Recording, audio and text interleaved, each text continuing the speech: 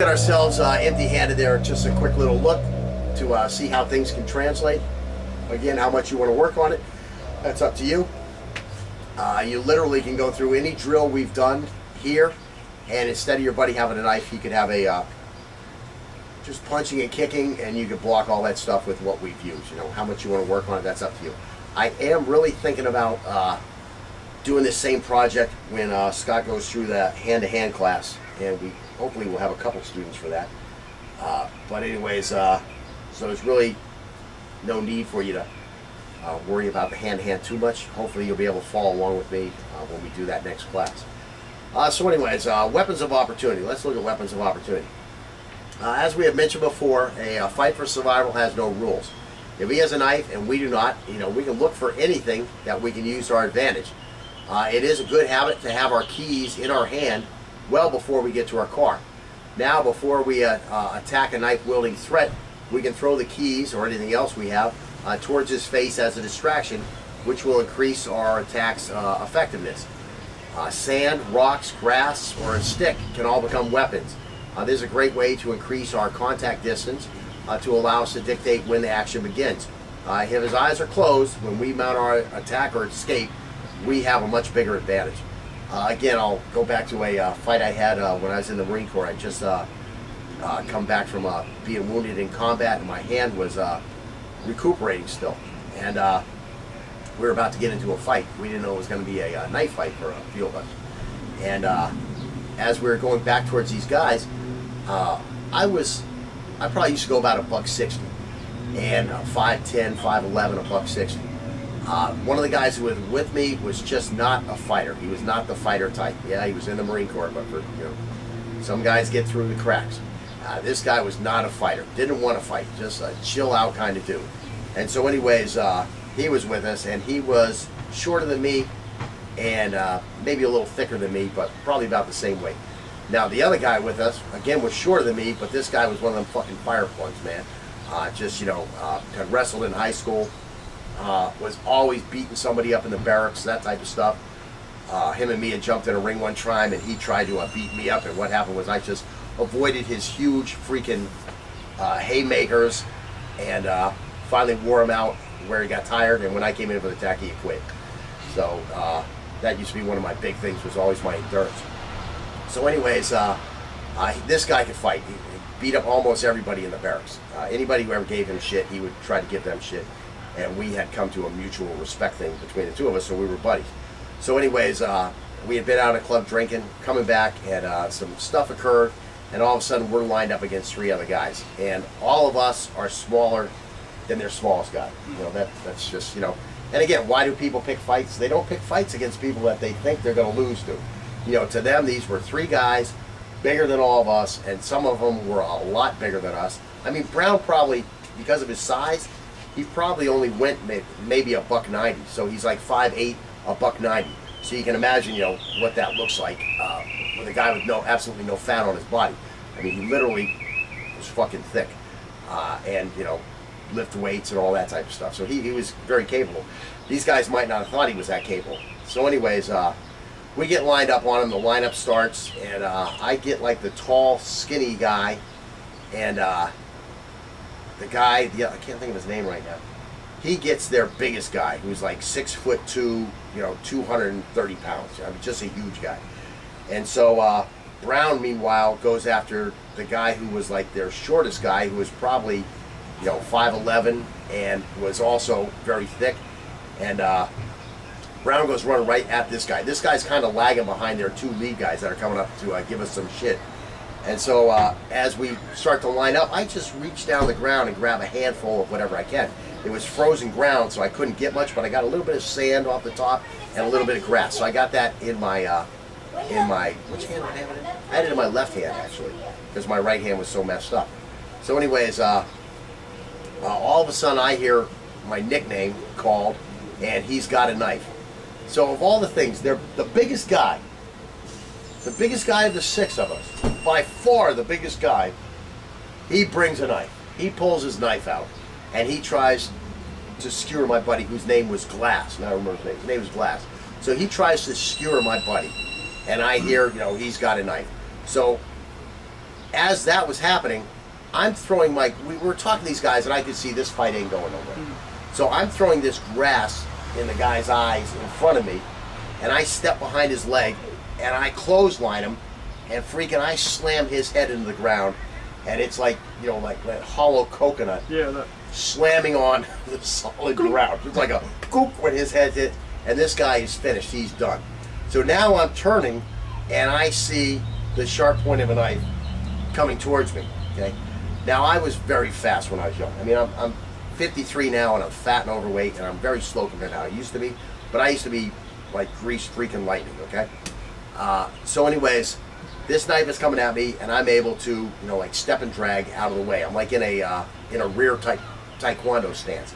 And so now this guy comes and tries to stab me again. I skip back away from him again. He tries to stab me again. Skip back. And this is when I first start realizing that these knife techniques I've learned, you know, this X block down and this X block up, fucking aren't working. You know, the reactionary phase, you know, the distancing, it's just not like it was in the dojo, right, where I knew at this point he was going to come in with this stick or this rubber knife, and I was going to be okay. When I did this technique, it wasn't working. So I just keep hopping back from this guy, and he must have tried to tag. I don't remember. It was at least 5 times. It might have been 10. Okay, but he tried several times to poke me with this freaking knife, and he eventually realizes he has no chance of poking me with this knife, and he stops and he turns and he looks, and my buddy Brown is on top of this guy, literally like in an MMA ring where he has mounted, and he is just pounding this guy's face. I don't know how many times he's hit him already, but he's still pounding this guy. So now this guy turns and he goes running towards my buddy Brown. So my buddy Glass has just turned and ran. Okay, so he's way far behind me. I guess what happened? The guy pulled the knife to get Glass, and when he saw me slamming his buddy, then he wanted to defend his buddy. So then he comes after me. So he can't get me. So now he's looking around and he sees his other buddy getting his ass kicked. So now he goes after his other buddy's attacker, which is my buddy Brown. So at this point, nothing was even in slow motion yet. You know how you go in that slow motion? This wasn't enough to get me into slow motion because I had already been in so many fights, you know, plus karate tournaments, all this type of stuff. So anyways, have I told this story on tape? Just a little bit. Okay, so I'm telling the whole thing now. This is the whole court-martial version. So anyways, this guy's running, and now it's slow motion, and I can remember like yelling, "Wow! He's got a knife!" You know, it's slow motion.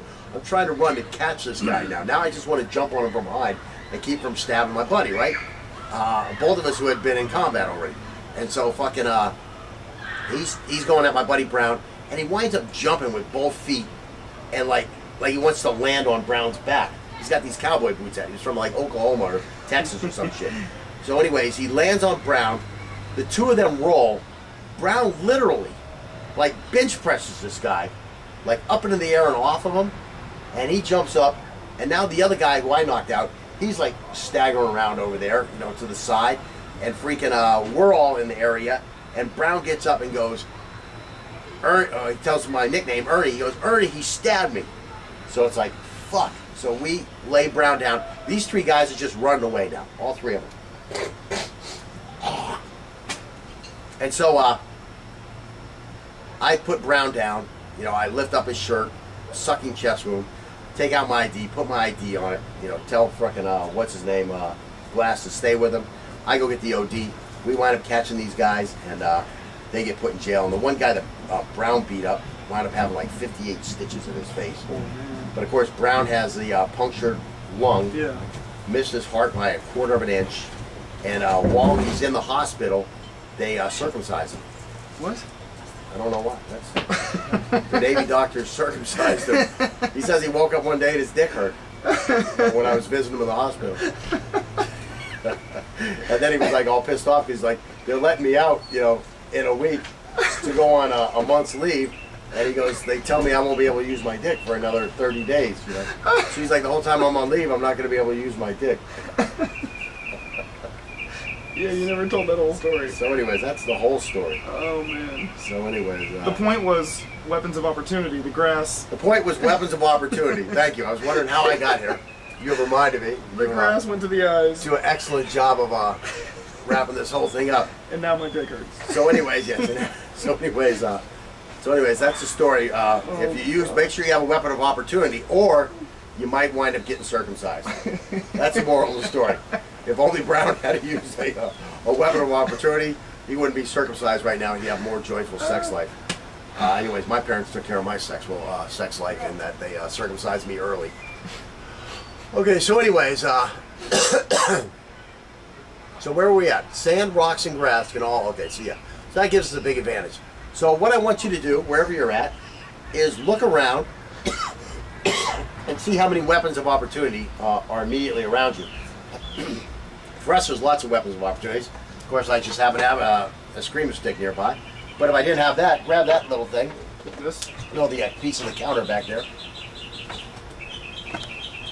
Here I was doing some counter work, so I have a leftover piece from a counter. This isn't rehearsed. This just happened to be sitting out here. And again, works real nice like a stick.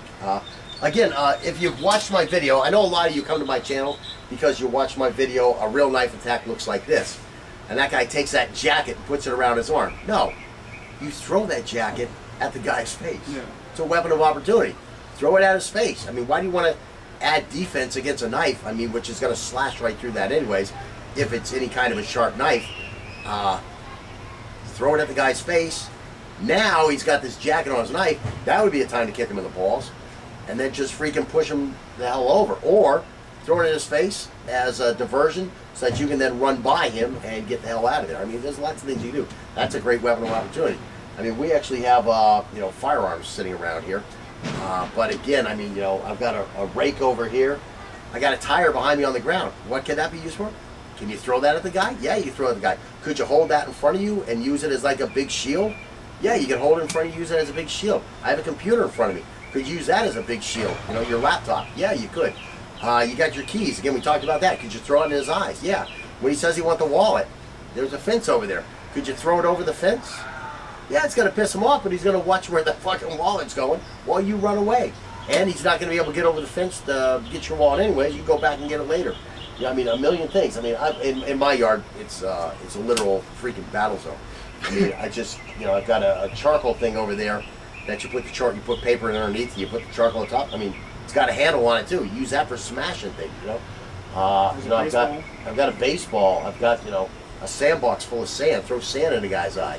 I mean, you know, a table, running around a table. That is a shield. You know, running around your car. That's a shield. All that stuff can be used. I mean, weapons of opportunity are just, they're endless. And a lot of them are in your pockets. I mean, that's a big thing. You know, your hand's in your pocket. This guy starts talking to you, he comes up, you know, reach and get a handful of whatever's in your pocket. Now you can talk to this guy, and as soon as you think his intentions are good, you throw that in his face. Even if it's nothing but, you know, a parking ticket and your pink slip from work. You know, you had a bad day. Throw this shit in this guy's face. He's got to contend with that going in his face. He's going to have to blink. He's going to have to look away. If you're lucky, he's going to make a big old move like this, and boom, you kick him in the balls. You know, you push him aside and you run away. You know, a little check action. Turn him away from you, and then you run. I mean, it's just endless. The weapons, your cell phone. You take a cell phone and you know, throw that thing like you're skipping a rock across a lake, but it hits this guy right between the eyes. He's got to contend with that. You know, maybe he's a pussy and he fucking runs away crying. You never know. All this stuff is weapons of opportunities. They're huge. So again, look around you. Pick out 4 weapons of opportunity. Look for one that you could use as a shield. Look for one you could use as a projectile. Look for one you could use as a stick to smash this guy with, and look for something else. Double up on one of the other ones. I don't know. So again, you know, do this again tonight when you're going to your car after work. Do this again when you go to bed at night. Look around your bedroom. Where's 4 weapons of opportunities? Again, a projectile, a shield, and something you could use as a striking tool. You know, the other night I was out here dry firing, and this tire over here was just standing up against the other ones. My kids grab the tires, they roll them around, all kinds of crazy shit. The tires are always in different places. So anyways, this tire, out of the corner of my eye, all of a sudden looks like a dog is stuck into my yard and is looking at me. And I mean, I literally, immediately, the way I'm trained, I leap into action.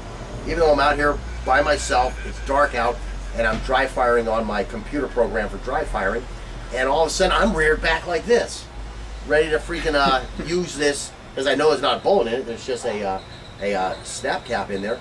I'm getting ready to use it as a striking, bludgeoning implement. Gonna knock this dog's teeth out when he comes flying at me. But it's just a tire, so okay. Well, let me finish my drill here.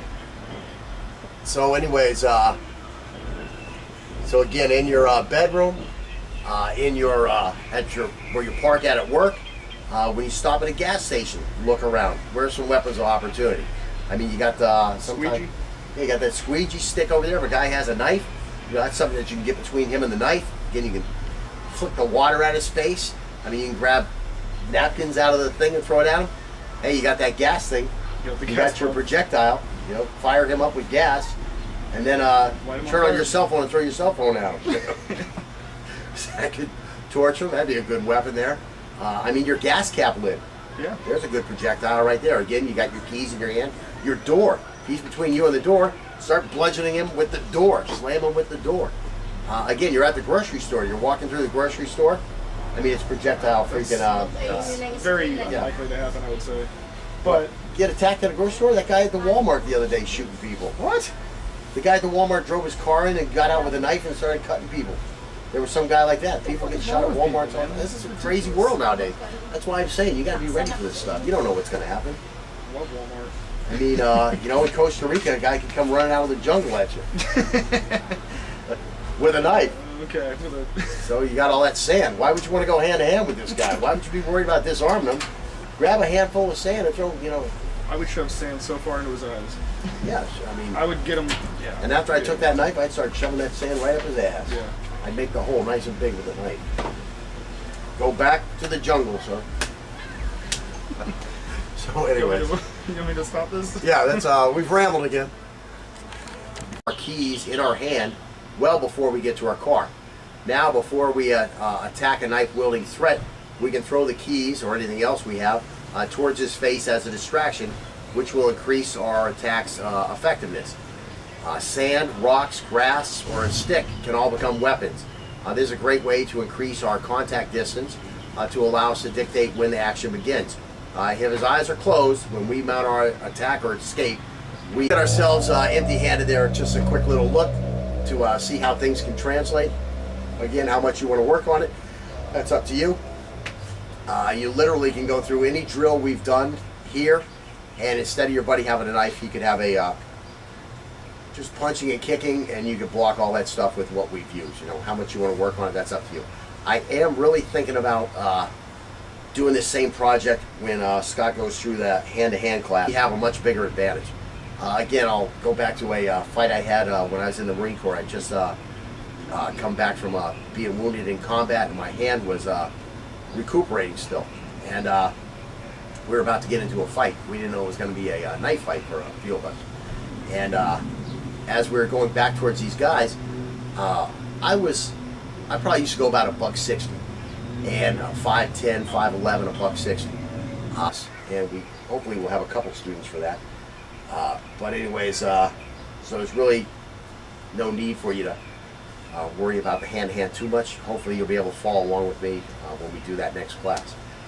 So anyways, weapons of opportunity. Let's look at weapons of opportunity. As we have mentioned before, a fight for survival has no rules. If he has a knife and we do not, you know, we can look for anything that we can use to our advantage.